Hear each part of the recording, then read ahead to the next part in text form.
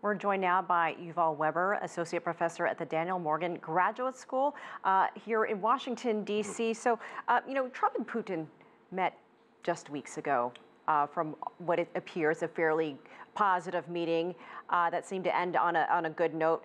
And we're seeing U.S. delegations going over to Moscow, inviting Russians to come over to visit Washington. Now that we have this fresh round of sanctions, what does it do to the diplomatic activity that was happening between these two countries? Well, in a larger sense, it can't get that much worse, so it's staying bad.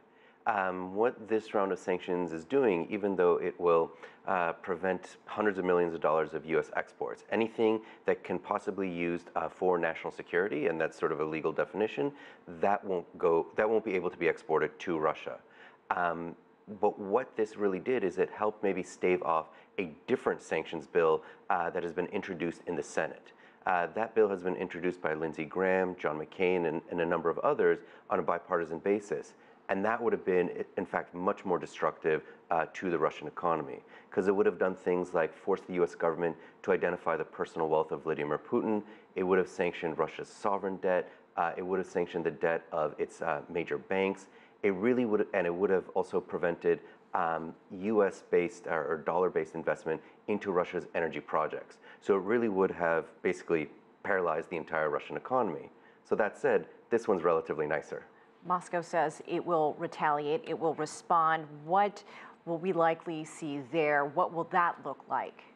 At this point, the economic interaction between Russia and the United States is pretty minimal, given basically 4 years of ongoing sanctions. But the real things that Russia has is in the aerospace industry. Russia continues to make a number of engines, which are critical for airplanes as well as for the U.S. space program.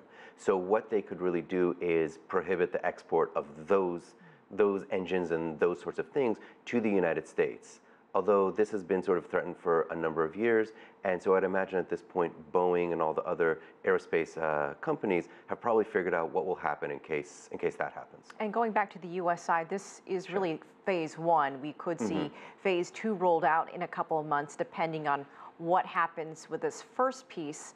What could we see there that is expected, if I understand correctly, to be more damaging than what we're seeing right now? So what we have here is this is a very serious crime that Russia is accused of.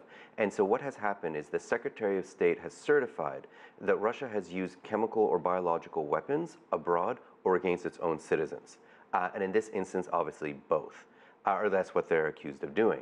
And so what has happened is about a month ago, Britain accused Russia of having taken part in the poisoning of Sergei and Yulia Skripal in Salisbury, England, back in March.